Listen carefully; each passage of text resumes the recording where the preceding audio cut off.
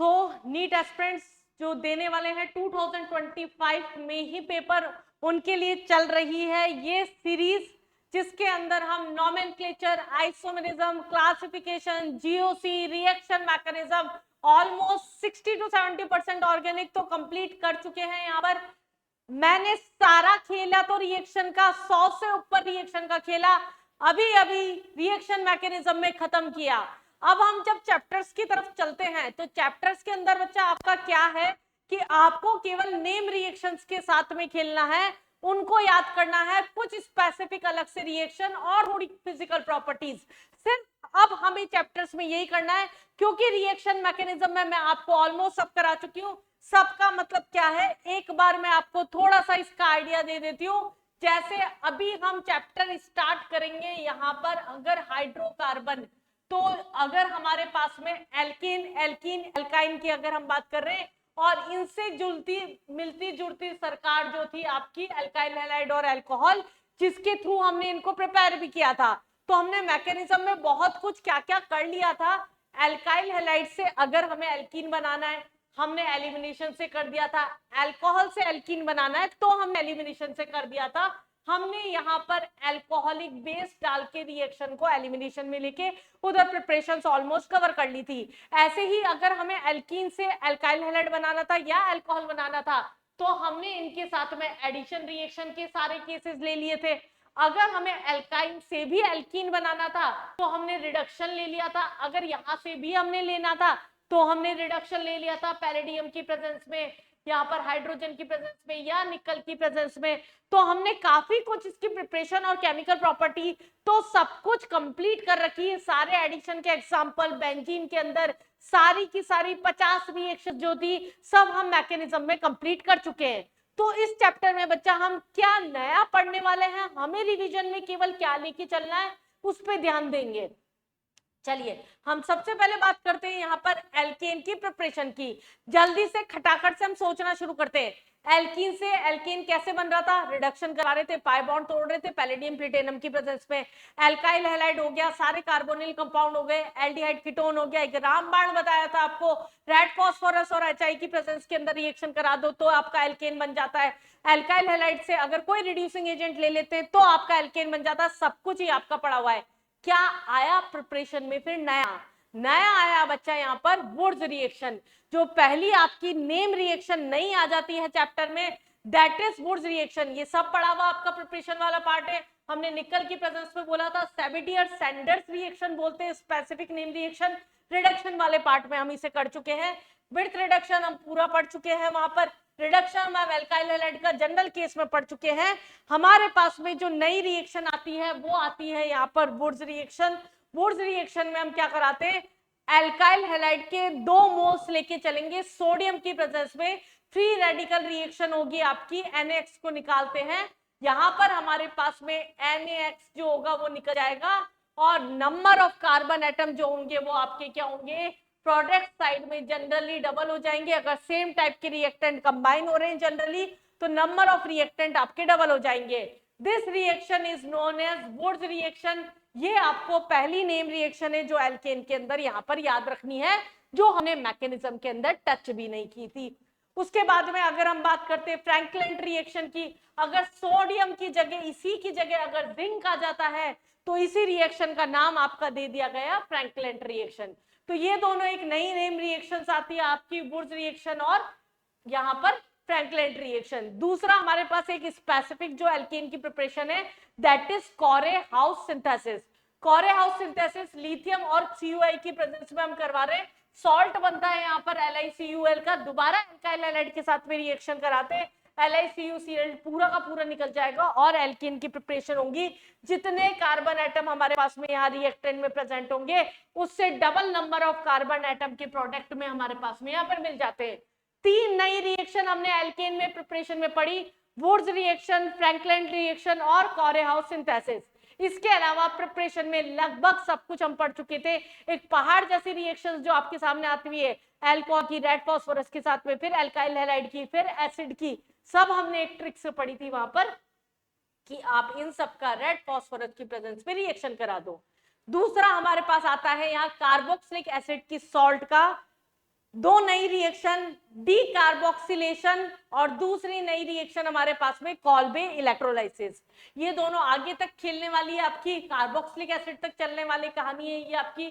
अगर हम बात करते हैं डी कार्बोक्सिलेशन, नाम से पता पड़ रहा है कार्बन डाइऑक्साइड का रिमूवल। एक चीज ध्यान रखना है यहाँ पर, कैल्शियम ऑक्साइड और NaOH का जो मिक्सचर होता है ये आपको ज्यादातर ऐसे नहीं लिखा हुआ मिलेगा, आपको इसकी जगह लिखा हुआ मिलेगा यहाँ पर सोडा लाइम।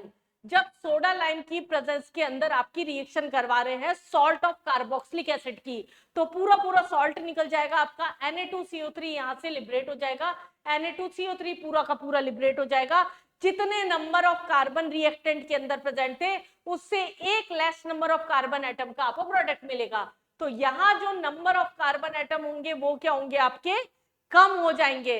तो जब भी सॉल्ट ऑफ कार्बोक्सिलिक एसिड से एल्केन बन रहा है और कार्बन आपको ऑप्शन में कम नजर आ रहे हैं, तो आपको क्लिक करनी चाहिए यहाँ पर डी कार्बोक्सिलेशन, जहां कार्बन डाइऑक्साइड का सॉल्ट यहाँ पर लिबरेट हो रहा है। दूसरी आती है कॉल्बे सिंथेसिस, वो ही हम ले रहे हैं, सॉल्ट ले रहे हैं कार्बोक्सिलिक एसिड का, लेकिन हम हाइड्रोलाइसिस करा रहे हैं वाटर के साथ में। अगर हम करंट पास कर रहे हैं वहां पर तो फ्री रेडिकल की मैकेनिज्म से रिएक्शन जाएगी।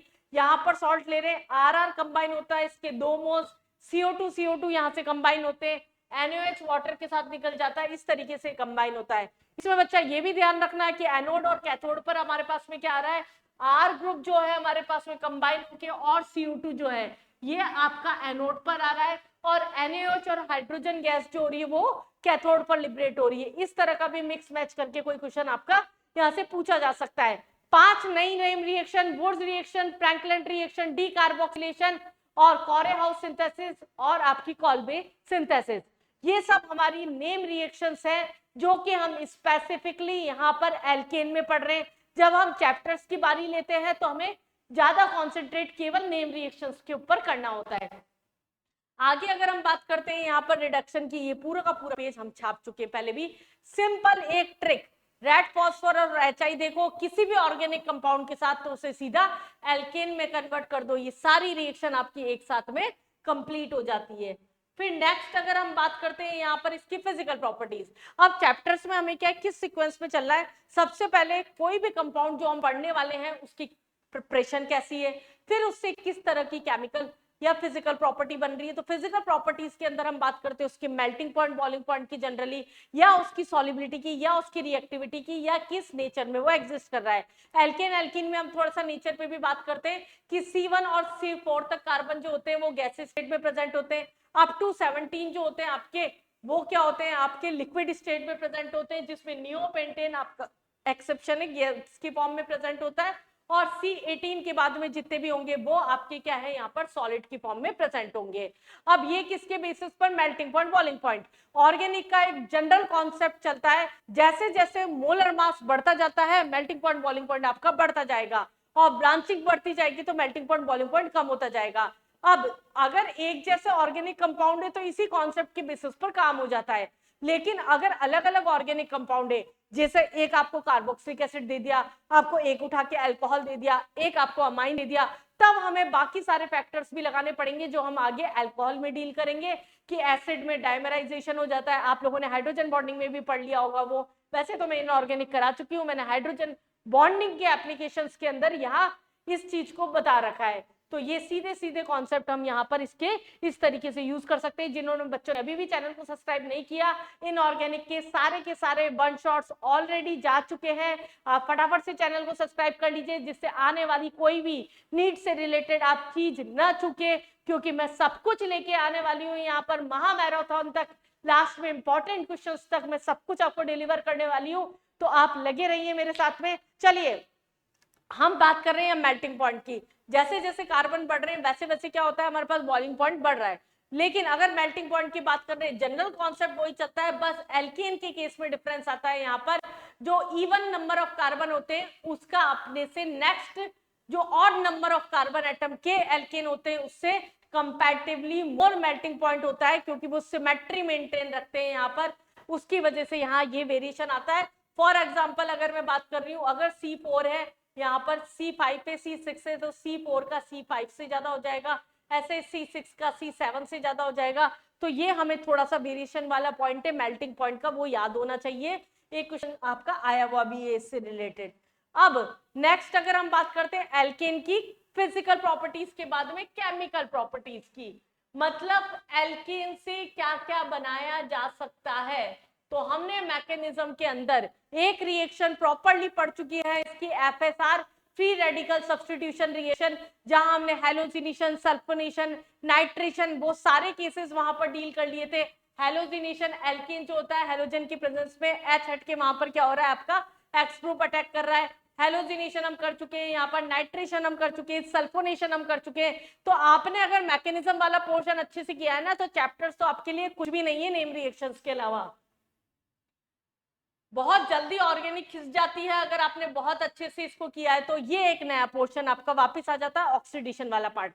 3 चैप्टर ये आपके मोल में भी बहुत काम आएगा, क्योंकि मोल में आपने देखा होगा बहुत बार ऐसे क्वेश्चंस आ जाते हैं कि ब्यूटेन का अगर आप ऑक्सीडेशन करा रहे हैं तो कितने नंबर ऑफ कार्बन डाइऑक्साइड जो होंगे वो लिबरेट होंगे, या मास ऑफ कार्बन डाइऑक्साइड जो होगा वो लिबरेट होगा।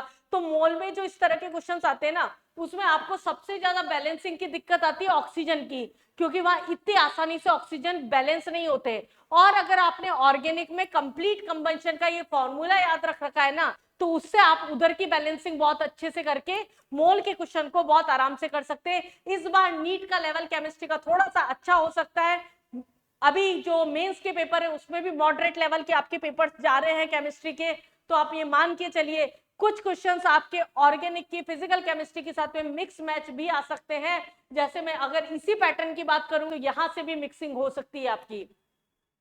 देखिए यहां पर क्या है हमारे पास एल्केन 3n+1/2। मैं तीनों चैप्टर का एक साथ बता देती हूँ जिससे आपको याद रखने में आसानी हो। एल्केन में हमें क्या करना है 3n+1/2, एल्कीन में आपको क्या करना है 3n/2, और एल्काइन में आपको क्या करना है 3n-1/2।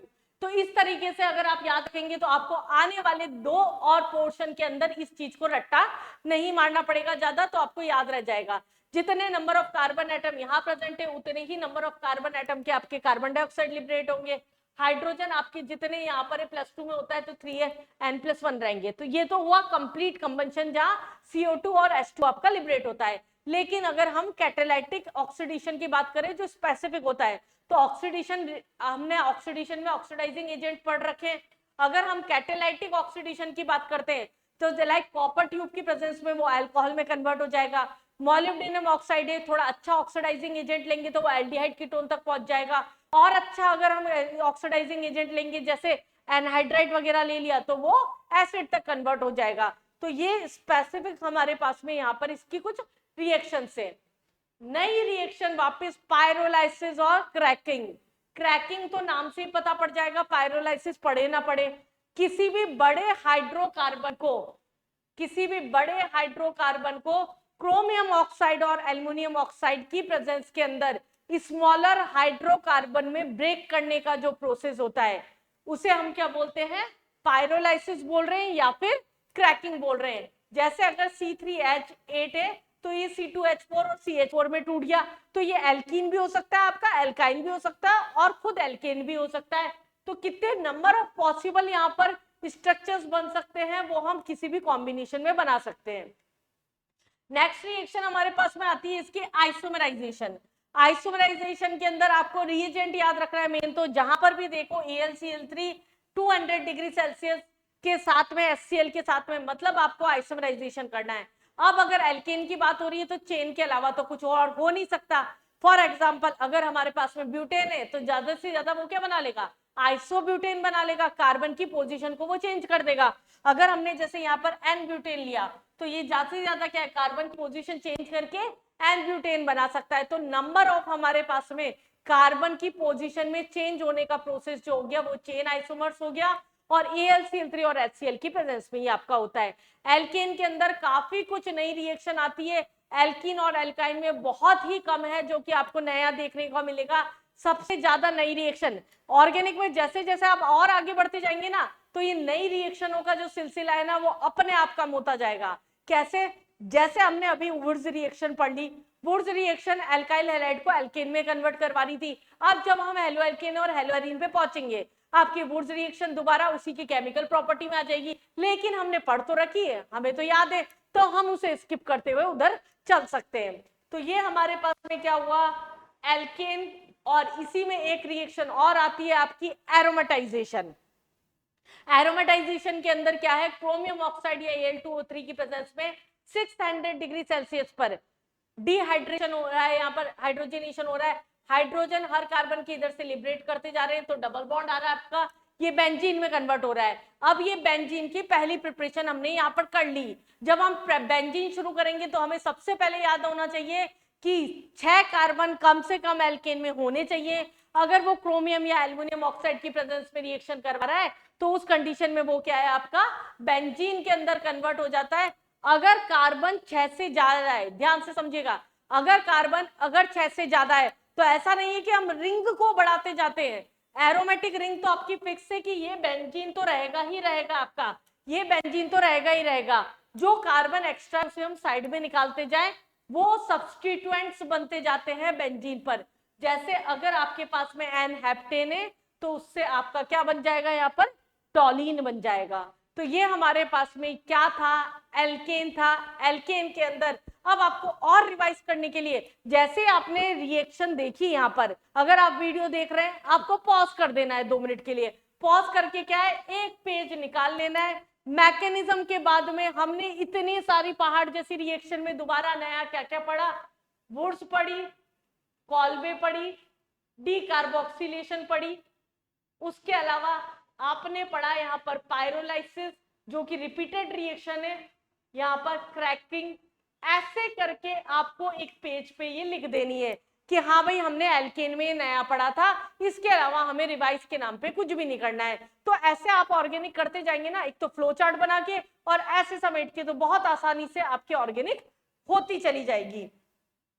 ऐसे ही नेक्स्ट रिएक्शन अगर हम बात करते हैं यहाँ पर अब एल्कीन की, अब एल्कीन में तो भर भर के चीजें करी थी हमने, मैकेनिज्म में लगभग सब कुछ कर लिया था। अगर हम बात कर रहे हैं यहाँ पर एल्कीन की, सबसे पहले रिडक्शन करवा दो एल्काइन का, किसकी प्रेजेंस में, हाइड्रोजन की साथ में पैलेडियम, प्लेटिनम या निकल, जो आपका फेवरेट रिड्यूसिंग एजेंट है, पाई बॉन्ड तोड़ता है, हाइड्रोजन जोड़ता है। मोनो हैलाइड्स की प्रेजेंस में अगर करा रहे हैं एलिमिनेशन रिएक्शन, अभी मैंने लेक्चर स्टार्ट करने से पहले ही आपको रिकॉल करा दिया था कि एलिमिनेशन किया था हमने, सब्स्टिट्यूशन किया था हमने, तो हमने ये चीजें देख ली थी। अल्कोहलिक बेस की प्रेजेंस में अल्फा कार्बन से एक्स और बीटा कार्बन से हाइड्रोजन हट रहा था, और प्रोडक्ट जो है आपका जनरली किससे बन रहा था बच्चा, सेडजेस रूल के अकॉर्डिंग बन रहा था, on the basis of stability of alkene. ये आपने यहाँ पर पढ़ा था। फिर उसके बाद में हमने यहाँ पर नेक्स्ट रिएक्शन जो ली थी बिसिनल और जैम डाइहाइलाइड की, अगर हम बात कर रहे हैं यहाँ जिंक की प्रेजेंस में दोनों हैलोजन अगर रिमूव करवा रहे हैं तो ये आपकी रिएक्शन थी। और दूसरा बिसिनल डाइहाइलाइड की प्रेजेंस में करवा रहे हैं तो भी जिंक डस्ट की प्रेजेंस में रिएक्शन करा रहे हैं तो भी आपका क्या है, ZnCl2 निकल जाता है। तो सारी डिहाइड्रोजिनेशन, डिहाइड्रोहेलोजिनेशन, डिहेलोजिनेशन, इन्हीं सब के आपके एग्जाम्पल है एलिमिनेशन रिएक्शन के। कुछ नया नहीं है, जहां नया आएगा मैं बता दूंगी, बाकी मैं आपको जस्ट रिवाइज करा रही हूं यहाँ तक। अल्कोहल का अगर हमने एल्कीन से कराया ये भी हम पढ़ चुके हैं, वहां पर पढ़ा था 270, यहाँ 473 अगर सॉरी 443 केल्विन टेम्परेचर अगर, तो उस कंडीशन में आपका एल्कीन बनता है। अगर 413 केल्विन है तो उस कंडीशन में आपका ईथर बनता है एलिमिनेशन रिएक्शन के अंदर। कॉल्वे रिएक्शन सेम आ गई, केवल आपको सॉल्ट में चेंज कर देना है, CO2 CO2 कंबाइन होगा, CO CO2 कंबाइन होगा, और ये आपका एल्कीन रिएक्शन हो गई। Pyrolysis of Easter same condition हो गई, यहाँ पर क्रैकिंग करवानी है आपको प्रोसेस की। तो ये सारी रिएक्शन हमारे पास में एज इट इज रिपीटिशन वाली रिएक्शन हो गई। तो प्रिपरेशन के नाम पर एल्कीन में अगर मैं सही बोलूं तो एक भी नई रिएक्शन नहीं है, हमने सब कुछ पढ़ा था पहले। अगर कार्बन बढ़ाने की बात होती है तो ग्रिग्नार्ड रिएजेंट के साथ में रिएक्शन करवा दीजिएगा। अब फिजिकल अगर प्रॉपर्टीज की बात करते हैं, सेम कंडीशन, C1 से 4 आपका गैस होता है, 16 तक लिक्विड होता है, देन आफ्टर 17 आपका ये सॉलिड फेज में प्रेजेंट होता है। जैसे जैसे मोलर मास बढ़ता जाएगा वैसे वैसे आपका मेल्टिंग पॉइंट बढ़ता जाएगा, ब्रांचिंग बढ़ती जाएगी और उस कंडीशन के अंदर कम होता जाएगा। सिस और ट्रांस का सारा गेम हम वहीं पर समझ चुके हैं आइसोमेरिज्म में कि किस सिस के अंदर मेल्टिंग पॉइंट ज्यादा होता है, ट्रांस के अंदर मेल्टिंग पॉइंट बॉइलिंग पॉइंट में क्या ज्यादा होता है। डायपोल मोमेंट के सारे केस हमने एक डब्बे में ले चुके हैं, तो ये वाला पोर्शन हम सारा का सारा सिस ट्रांस वाला आइसोमेरिज्म में पढ़ चुके हैं। बच्चा लोग जिन लोगों ने नहीं देखा थोड़ा सा पीछे जाइए, आइसोमेरिज्म वाला पोर्शन देखिए। देखिए यहाँ पर नेक्स्ट बात करते हैं यहाँ पर केमिकल प्रॉपर्टीज। केमिकल प्रॉपर्टीज में वापस वही आ जाते हैं, एडिशन रिएक्शन हमने सारी पढ़ रखी है। HX के साथ HBr के साथ रिएक्शन करा रहे थे, H2O के साथ रिएक्शन करा रहे थे, आपका एल्काइल हैलाइड बन रहा था। अगर हम रिएक्शन करवा रहे हैं निकल की प्रेजेंस में, हाइड्रोजन उठ जाएगा, CCl4 की प्रेजेंस में रिएक्शन करा रहे हैं यहाँ पर, तो Br हमारे पास में अटैक कर रहा है यहाँ पर। अगर यहाँ पर बिर्थ रिडक्शन है और लिन्नार्ड कैटलिस्ट है, ये दोनों हमने पढ़े थे, वहां पर सिस और ट्रांस बन रहा था, ये एक स्पेसिफिक रिएक्शन थी। एंड ब्रोमोसक्सेनामाइड, ये हमारे पास में एक नई रिएक्शन है। जब भी अगर हम रिएक्शन करवा रहे हैं एल्कीन की एंड ब्रोमोसक्सेनामाइड की प्रेजेंस के अंदर, तो यहां पर हमारे पास में Br अल्फा कार्बन जो भी होगा इस पे Br आके अटैक कर जाता है और इसको हम बोलते हैं यहां पर इसका रिडक्शन। नेक्स्ट रिएक्शन की अगर बात करें, कंबंशन आ गया वापस वही 3n+1, इसके पहले वाले चैप्टर में पढ़ा था, 3n/2 इस वाले चैप्टर के अंदर आ गया। ओजोनोलाइसिस मैंने आपको बोला था मैं आपको एल्कीन में करवाऊंगी, तो हम यहां पढ़ेंगे थोड़ा सा डिटेल में ओजोनोलाइसिस, क्योंकि इसका इंपॉर्टेंट क्वेश्चन, सबसे इंपॉर्टेंट क्वेश्चन जो है ओजोनोलाइसिस का आपका यहीं से बनता है। ओजोनोलाइसिस को थोड़ा सा ध्यान से समझिएगा। ओजोनोलाइसिस आपकी दो टाइप की होती है। ओजोनोलाइसिस जो है आपका, ये आपका दो टाइप का है। एक तो आपका हो गया रिडक्टिव ओजोनोलाइसिस और दूसरा हो गया आपका ऑक्सीडेटिव ओजोनोलाइसिस। ठीक है, रिडक्टिव ओजोनोलाइसिस के अंदर हमारे पास में क्या है, जिंक प्रेजेंट होगा O3 के साथ में विद H2O। और अगर हम ऑक्सीडेटिव की बात कर रहे हैं तो यहां हमारे पास में जिंक होगा केवल O3 के साथ में, H2O वहां पर प्रेजेंट नहीं होगा। अब दोनों में डिफरेंस क्या, पहली चीज तो आपको यह पता होना चाहिए, अगर किसी क्वेश्चन के अंदर वर्ड केवल ओजोनोलाइसिस लिखा हुआ है, वर्ड केवल ओजोनोलाइसिस लिखा हुआ है, तो आपको डिफॉल्ट बिना सोचे समझे रिडक्टिव लगाना है। वहां मेंशन नहीं करेगा वो क्वेश्चन में कि आपको रिडक्टिव ओजोनोलाइसिस लगाना है, और रिएजेंट दे रखे हैं तो बहुत ही दिक्कत की बात है ही नहीं, वहां पर आप आराम से कर सकते हैं। चलिए अब समझते हैं ओजोनोलाइसिस में कहानी क्या चलती है। जैसे एग्जांपल के लिए अगर हम बात करें CH3O2O3, अगर हमारे पास में यहाँ फर्स्ट स्टेप में आपका क्या होगा, CH2 है, अगर हम इसे ब्रेक करें, ऑक्सीजन यहां पर तीनों जगह ट्रांजिशन स्टेट में अटैक करेगा, पर ये स्टेबल तो होगा नहीं, तो ट्रांजिशन स्टेट है हमारे पास में ये स्टेबल जिंक की प्रेजेंस में। सेकंड स्टेप में H2O के साथ में जब रिएक्शन कराएंगे H2O2 निकलेगा, इसको आपको ऐसे ब्रेक करना है। जब हमारे पास में ब्रेक करेंगे तो यहाँ डबल बॉन्ड आएगा, यहाँ डबल बॉन्ड आएगा, दो मोल्स बनेंगे अलग अलग। क्या क्या बन सकते हैं, यहाँ CH3COH बन सकता है, और इधर से आपका क्या बन सकता है, SCHO ये बन सकता है। अब क्वेश्चन जो है आपका सीधा नहीं पूछा जाता, जब सीधा क्वेश्चन नहीं पूछा जाता, ट्रेंड हट गया वो, अब उल्टा क्वेश्चन पूछा जाता है। अगर आपका इथेनॉल और मीथेनॉल एज अ प्रोडक्ट है ओजोनोलाइसिस का, तो आपका रिएक्टेंट क्या होगा, सीधे और उल्टे दोनों की ट्रिक है अपने पास में। अगर सीधा जाना है तो डबल बॉन्ड के इधर तोड़ो, दो ऑक्सीजन लगा दो, प्रोडक्ट बना दो। उल्टा अगर आपको जाना है तो हमें क्या करना होगा, यहाँ पर C डबल बॉन्ड OH लो, अगले का ऑक्सीजन भी सामने रखो, दोनों का ऑक्सीजन हटाओ, डबल बॉन्ड लगा दो, ये आपका रिएक्टेंट बन जाएगा। अगर इसी की जगह एल्काइन होगा तो डाइकीटोन बन जाएगा। अगर मैंने बात करी यहाँ पर CH3 C triple bond CH है, अगर हम इसी की जगह अगर एल्काइन ले लेते हैं यहाँ पर CH3 यहाँ पर CH, एक बार में तो एक ही बॉन्ड तोड़ना था हमें, तो ये बॉन्ड रह जाएगा, यहाँ पर डबल में से एक बॉन्ड तो रह जाएगा। तो इस कंडीशन के अंदर यहाँ क्या बनेगा, आपका डाइकीटोन बन जाएगा। लेकिन अगर आप ऑक्सीडेटिव कराते हैं तो ये क्या होगा, एसिड में कन्वर्ट हो जाएगा, और ये भी क्या होगा आपका एसिड में कन्वर्ट हो जाएगा। अगर टर्मिनल है तो एसिड में हो जाएगा, अदरवाइज कीटोन में हो जाएगा। तो आपको ये ध्यान रखना है कि आपको ऑक्सीडेटिव दिया गया है या रिडक्टिव दिया गया है, और अगर कुछ भी नहीं दिया गया है तो आपको यहाँ पर क्या लेके चलना है, क्वेश्चन के अंदर रिडक्टिव ओजोनोलाइसिस खुद को कराना है। उल्टा और सीधा दोनों का ट्रिक पता होना चाहिए, क्योंकि एल्कीन में से मोस्ट रिपीटेड क्वेश्चन जो है वो आपका ओजोनोलाइसिस से ही जाता है। चलिए आगे बढ़ते हैं। यहाँ पर उसके बाद में बात करते हैं पॉलीमराइजेशन। पॉलीमराइजेशन पॉलीमर्स का फॉर्मेशन, किसी भी छोटे यूनिट को कंबाइन करके लार्ज नंबर ऑफ यूनिट्स में जोड़ देने का प्रोसेस होता है आपका पॉलीमर। जिग्नर-नाटा कैटलिस्ट की प्रेजेंस में फॉर एग्जांपल इथीन पॉलीथीन में कन्वर्ट हो जाता है। डाई ट्राई एल्काइल एल्युमिनियम और टाइटेनियम टेट्राक्लोराइड का जो मिक्सचर होता है इसको हम बोलते हैं जिग्नर-नाटा कैटलिस्ट। और आइसोमेरिज्म जो है वो क्या हो जाएगा, जैसे चेन में क्या था आपका, कार्बन चेन की पोजीशन बदल रही थी, डबल बॉन्ड है तो क्या हो जाएगा, डबल बॉन्ड की पोजीशन बदलेगी तो आपका पोजीशन आइसोमर में कन्वर्ट हो जाएगा। वही रिएजेंट है सेम AlCl3 की प्रेजेंस में। तो ये था आपका यहाँ पर एल्कीन के बाद, एल्केन के बाद में एल्कीन, जो कि बहुत ही कम नई रिएक्शन, मतलब अगर मैं नेम रिएक्शन की बात करूं तो कुछ भी नहीं। ओजोनोलाइसिस हमने केवल यहाँ स्पेसिफिकली पढ़ा है इसलिए हमने इसको रोक के रखा था, अदरवाइज हम वहां पर भी करके रख सकते थे। और एल्काइन तो पूरी मिली जुली सरकार है, एल्कीन के एक एक स्टेप बढ़ाते जाओ, बस उसमें जहां डबल बॉन्ड था वहां ट्रिपल बॉन्ड आ गया, एक एक स्टेप बढ़ाते जाओ बस। इसके अंदर जो दो मेन रिएक्शन मैं यहाँ पर बोलूंगी, एक तो आपकी कैल्शियम कार्बाइड की जो रिएक्शन करवाते हैं, हाइड्रोलाइसिस कराते हैं। जब हम बोलते हैं कैल्शियम कार्बाइड का हाइड्रोलाइसिस, हमें देखने में लगता है इनऑर्गेनिक की रिएक्शन है, लेकिन कैल्शियम कार्बाइड का आपका स्ट्रक्चर क्या होता है, कैल्शियम कार्बाइड जो होता है,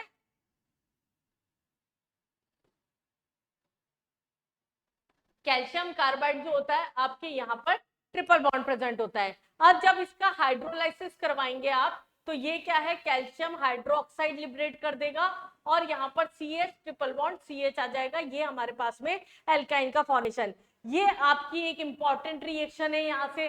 सिमिलरली अगर हम आइडोफॉर्म या क्लोरोफॉर्म की रिएक्शन Ag डस्ट की प्रेजेंस पे रिएक्शन करा रहे हैं तो ये 6 मोल्स हमें लेने होते हैं, 6 AgX निकल जाता है और वहां पर भी हमारे पास में ये फॉर्म होता है।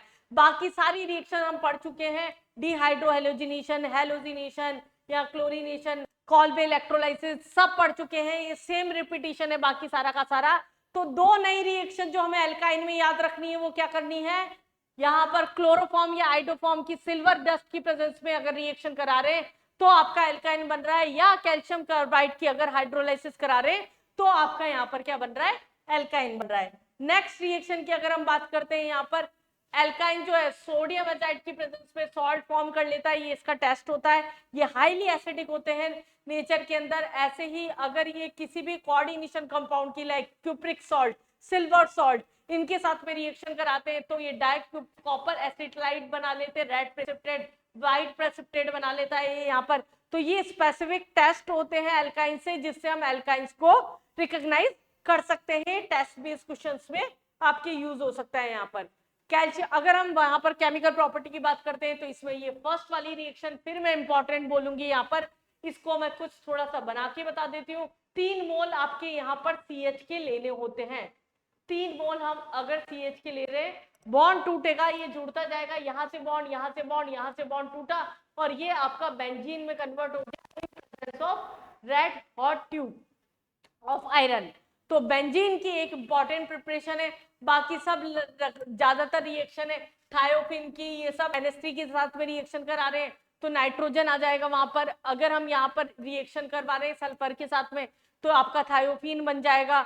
ये हमारे पास में बाकी सारी रिएक्शंस जो है आपकी ये पड़ी हुई रिएक्शंस थी, ये आपकी वो रिएक्शन थी। अब हम आते हैं यहाँ पर बेंजीन के ऊपर। अब बेंजीन की कौन कौन सी रिएक्शन अभी तक अभी में हमने पढ़ी है, थोड़ा सा दिमाग पे जोर डाल के ऑर्गेनिक पढ़िएगा, पीछे का रास्ता पूरा क्लियर होना चाहिए, आगे जाते जाते तो ऑर्गेनिक खटाखट होती है। देखिए अगर हम बोले अभी हमने एल्केन में पढ़ा था एरोमेटाइजेशन, अभी हमने एल्काइन में पढ़ा रेड हॉट ट्यूब आयरन की, तो ये दोनों रिएक्शन हमने क्या कर रखी है यहाँ पर इसकी प्रिपरेशन के अंदर पढ़ रखी है। अगर हम डीकार्बोक्सिलेशन करवा दे बेंजीन के सॉल्ट का सेम सोडा लाइम की प्रेजेंस में तो क्या हो जाएगा, बेंजीन बन जाएगा, सेम रिएक्शन। ये नई रिएक्शन आती है आपकी फिनॉल की, जिंक डस्ट की प्रेजेंस में कराते हैं, ZNO आपका लिबरेट होता है और यहाँ से बेंजीन की आपकी प्रिपरेशन यहाँ पर हो जाती है। ऐसे अगर क्लोरोबेंजीन है निकल एल्युमिनियम की प्रेजेंस में अगर इसका रिडक्शन करवा रहे हैं तो यहाँ पर HCl निकल जाएगा तो आपका बेंजीन का फॉर्मेशन हो जाएगा। ये कुछ हमारे पास में नई नेम रिएक्शंस थी। दूसरा अगर हम यहाँ पर रिएक्शन करवा रहे हैं क्लोरोबेंजीन की मैग्नीशियम के साथ तो RMGX बनता है। RMGX जो होता है आपका एक कॉमन रिएजेंट है, हमें पता है ग्रिग्नार्ड रिएजेंट के अंदर हम आर ग्रुप को एज अ एनायन लेके चल रहे थे, तो यहाँ हमारे पास एनायन है, ये कैटायन है, तो आर पे आके एच अटैक करता है, तो आपका क्या है बेंजीन जो होता है वो फॉर्म हो जाता है। बेंजीन सल्फोनिक एसिड है, H2O के साथ में रिएक्शन कराएंगे तो H2SO4 आपका दोबारा से लिबरेट हो जाएगा और बेंजीन का फॉर्मेशन हो जाएगा। ऐसे ही अगर benzene diazonium chloride and Cl, एक इंपॉर्टेंट रिएक्शन है ये हम पढ़ेंगे बेंजीन डाइजोनियम क्लोराइड कैसे बनता है। अगर इसका रिडक्शन करा रहे हैं SnCl2 की प्रेजेंस में तो बेंजीन बन जाएगा। एसिटाइलाइन वाली रिएक्शन अभी अभी हमने यहाँ पर पढ़ ही ली थी।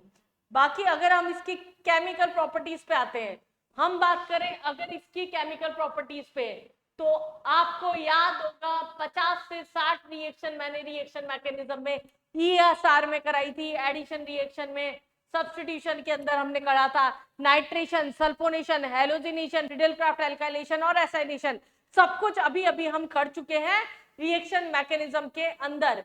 दूसरा अगर हम एडिशन रिएक्शन की बात कर रहे हैं तो वही हाइड्रोजन को जोड़ो, बॉन्ड तोड़ो और रिडक्शन करवा दो, ये भी आपका पढ़ा हुआ मैकेनिज्म है।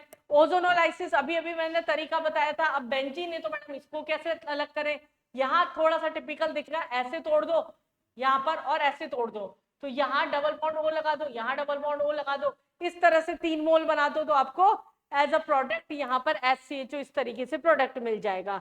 तो ये हमारे पास में क्या थी, बेंजीन की ये सारी की सारी इंपॉर्टेंट रिएक्शंस थी, और ये थी आपकी हाइड्रोकार्बन की कहानी। हम PYQs ले लेते हैं 2024-22 से क्वेश्चन के, 23 के क्वेश्चन है शायद ये, फिर 22 का भी है, 23 का भी है, मैं यहाँ लिखना भूल गई, ये लगभग आपके 18 से 20 तक के क्वेश्चन है, 22-23 तक के। Alkane that can be oxidised by corresponding alcohol by KMnO4। अगर हम बात बोल रहे हैं एल्केन KMnO4 की प्रेजेंस में, कौन सा एल्केन है, आर ग्रुप क्या होना चाहिए यहाँ पर कि ये हो जाए, आर ग्रुप आपका H होगा ना, तो फिर क्या होगा CH3 होगा। 3 ऑप्शन में आपका यहाँ पर भी है, यहाँ पर भी, यहाँ पर भी है। R2 भी H, H तो हो ही नहीं सकता, H हो नहीं सकता, तो आपका एक ही आंसर था यहाँ पर, आर ग्रुप आपका CH3 होना चाहिए था। फिर उसके बाद में हमें बोला propene on treatment with diborane gives an addition product with the formula. अगर हमारे पास डाइबोरेन हमारे पास में है तो ये हमारे पास में ऑक्सीडेशन ऑफ दिस कंपाउंड हमारे पास में ये दे रखा है, विथ हाइड्रोजन पर oxide in present of NaOH give propane two all. First statement आपका गलत है, प्रोपीन के साथ में क्या बनेगा हमारे पास में, डाइबोरेन के साथ में अगर रिएक्शन करवा रहे हैं तो 2 डिग्री पे नहीं लगता, हमें पता है 1 डिग्री पे लगता है, तो फर्स्ट स्टेटमेंट आपका गलत हो गया। और सेकंड स्टेटमेंट पर ऑक्साइड की प्रेजेंस के अंदर आपका ये बनता है, तो सेकंड स्टेटमेंट आपका सही हो गया। तो ये हमारे पास में बहुत ही इजी सा क्वेश्चन था। फिर हम बात करते हैं नेक्स्ट, अमालगमेटेड जिंक और कंसंट्रेटेड H2SO4। हालांकि मैंने यहाँ नहीं बताई, ये है आपकी वुल्फ किर्चनर रिडक्शन और क्लेमेंसन रिडक्शन का एग्जांपल, जो मैं रिएक्शन मैकेनिज्म में रिडक्शन के अंदर बता चुकी हूँ। अमालगमेटेड जिंक क्या करता है, आपका पाई बॉन्ड तोड़ेगा नहीं, ये एल्कीन और एल्काइन का रिडक्शन करवाता है। लेकिन यहाँ कंसंट्रेटेड अगर हमारे पास में HCl है तो ये क्या करेगा, पाई बॉन्ड को उड़ा देगा। कंसंट्रेटेड HCl बेंजीन में से तो कुछ उड़ा नहीं सकता, तो आपके पास में सिर्फ एक ही ऑप्शन था जो बहुत आराम से यहाँ टिक मार सकते थे। अगला क्वेश्चन समझिए, incorrect method for synthesis of alkene. अगर हम बात कर रहे हैं यहाँ पर इनकरेक्ट मेथड एल्कीन की प्रिपरेशन के लिए, विसिनल डाइहाइड with zinc dust, alkene alkyne का सोडियम और लिक्विड अमोनिया के साथ में अगर रिएक्शन करवा रहे एल्काइन का तो सिस तो बन जाता है, ट्रांस इनकरेक्ट पूछा था यहाँ पर। Heating alkyl halide with alcoholic base, ये हमारे पास में गलत हो गया। एल्काइल हैलाइड को अल्कोहलिक बेस से कराते हैं तो आपका रिएक्शन एलिमिनेशन में चला जाता है और वहां पर हमारे पास में एल्कीन नहीं, एल्कीन तो बनता है, ये भी सही है आपका, ये भी सही है। Alkyl halide in presence of aqueous base, तो यहाँ पर ये आपका गलत हो गया, मतलब ये आपका यहाँ पर आंसर हो गया। आंसर क्या है आपका यहाँ पर, ये आपका यहाँ पर आंसर हो गया। आंसर जो हो गया वो क्या हो गया आपका, डी हो गया। ये गलत है, ये गलत है और ये गलत है, मतलब ये वैसे सही है और वैसे गलत है। अगला क्वेश्चन समझते हैं हम यहाँ पर। अगला क्वेश्चन आपका क्या बोल रहा है यहाँ पर, अगर हम बात करते हैं एक एल्कीन दे रखा है, फिनाइल लगा हुआ है बेंजीन। चलिए हम बना के देखना पड़ेगा इसे थोड़ा सा। बेंजीन के ऊपर यहाँ पर डबल बॉन्ड है। अब HBr के साथ रिएक्शन कराई तो मोर स्टेबल पे अटैक करेगा, इसका मतलब बेंजीन पे Br आपका यहाँ अटैक करेगा। फिर मैग्नीशियम और इसके साथ में RMgX बन जाएगा, तो यहाँ पर हमारे पास में MgX यहाँ बन जाएगा। फिर हाइड्रोलाइसिस करवा दें अगर कार्बन डाइऑक्साइड के साथ RMgX की रिएक्शन कराते हैं, अगर कार्बन डाइऑक्साइड कराते हैं तो आपका एसिड बन जाता है। तो एसिड के साथ में रिएक्शन कराएंगे तो SOCl2 के साथ में रिएक्शन, तो एसिड एसिड एसिड ए तक तो पहुंच गए हम, एसिड बनेगा। तो ए तक हमारे पास में कौन सा एसिड बनेगा, यहाँ पर लगा दो RMgX से, RMgX के साथ में यहां से तोड़ रहे हो अगर आप, इस पे क्या आ रहा था आपका पॉजिटिव आ रहा था, और इस वाले कार्बन पे CO2 आके अटैक करेगा, तो यहाँ पर ये वाला कंपाउंड होगा आपका COH वाला, या फिर इधर तो टर्मिनल पे तो कुछ बचा ही नहीं, ये वाला होगा नहीं, तो एक ही आंसर आपका इधर से ही आ गया। फिर आपका अमाइड SOCl2 की प्रेजेंस में यहाँ पर H हट के Cl आ जाएगा, और Cl के बाद में NH थ्रू उसके साथ में, मतलब अगर आपका यहाँ पर बेंजीन है, इसके ऊपर क्या बन रहा है, यहाँ COOCl बन रहा है, OH हट के यहाँ पर क्या आ रहा है, Cl आ रहा है। अगर Cl आ रहा है उसकी रिएक्शन करा रहे हैं अमाइन के साथ, मतलब alkyl halide is reaction with amine. बहुत अच्छा क्वेश्चन था ये। RHCl एक कार्बन और बढ़ जाएगा तो आपका 2 डिग्री, बहुत आराम से इस क्वेश्चन को कर सकते थे। ये आपका यहाँ पर आंसर हो गया। और क्वेश्चन है आपके अभी तो आए हुए, बॉइलिंग पॉइंट का ऑर्डर पूछा है यहाँ, heptane, butane, n butane, 2 methyl butane और 2 मिथाइल प्रोपेन। पहले तो मैंने कार्बन देखते डिसाइड कर लिया, हेप्टेन तो सबसे ज्यादा होना है, ए आपका बहुत सारे ऑप्शन था, ठीक है। फिर उसके बाद में 2 मिथाइल प्रोपेन नहीं, 2 मिथाइल ब्यूटेन उसके बाद का कार्बन है, और उसके बाद में सी हो जाएगा आपका। सी सिर्फ आपके एक ही ऑप्शन में था, और चेक कर लेते हैं। ये आपका सबसे पहले हो गया, फिर ये हो गया, ये फर्स्ट हो गया, ये आपका सेकंड हो गया। 2 मिथाइल ब्यूटेन और ब्यूटेन के अंदर थर्ड ये हो जाएगा। हेक्सेन भी था, सॉरी हेक्सेन भी था, ई भी आएगा ऑप्शन के अंदर। ये आपका आंसर नहीं होगा, ई ये होगा या ये होगा, तो ये आपका हेक्सेन था। फिर थर्ड नंबर पे आपका आएगा यहाँ पर 2 मिथाइल ब्यूटेन, ये आएगा थर्ड नंबर पे सी। तो आपका ए जो होगा वो क्या होगा, आंसर हो जाएगा। तो ये बहुत ही आसानी से कर देने वाले क्वेश्चन थे, मोलर मास और ब्रांचिंग के बेसिस पर किए जाने वाले क्वेश्चन थे। तो अभी भी अगर आपने चैनल को सब्सक्राइब नहीं किया है बच्चा लोग तो कर लीजिए।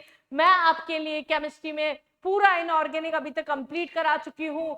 हम यहाँ पर कर चुके हैं ऑर्गेनिक के अंदर हाइड्रोकार्बन तक कंप्लीट। चैनल को फटाफट से सब्सक्राइब कर दीजिए, जुड़े रहिए मेरे साथ में, जिससे आने वाले टाइम पे केमिस्ट्री में आप 180 ऑफ 180 स्कोर कर सके। मेरी शिद्दत लगी हुई है आपका स्कोर बढ़वाने में, आपकी कितनी शिद्दत है कमेंट सेक्शन में जरूर बताइए। और अगर इन लेक्चर से आपको हेल्प मिल रही है तो प्लीज कमेंट कीजिए, लाइक कीजिए, सब्सक्राइब कीजिए और आगे शेयर कीजिए।